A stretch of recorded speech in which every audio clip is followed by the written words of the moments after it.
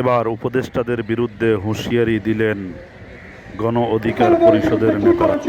সেটা তো আপনারাই বেশি ভালো জানেন।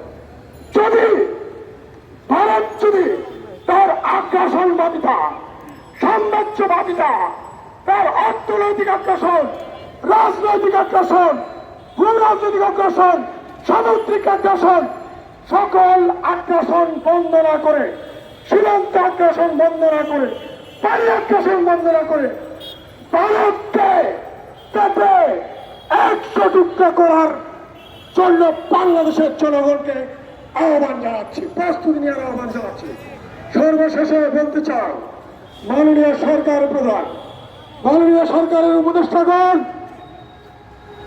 রক্তের দাগ এখনো শুকায় নাই। এখনো এক শহীদ বাবার সাথে দেখা করে আসলাম, রক্তের দাগ এখনো শুকায় নাই।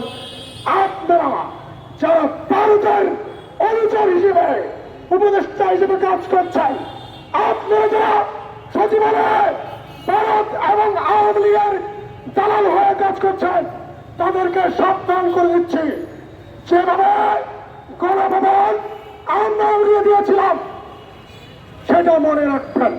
ধন্যবাদ।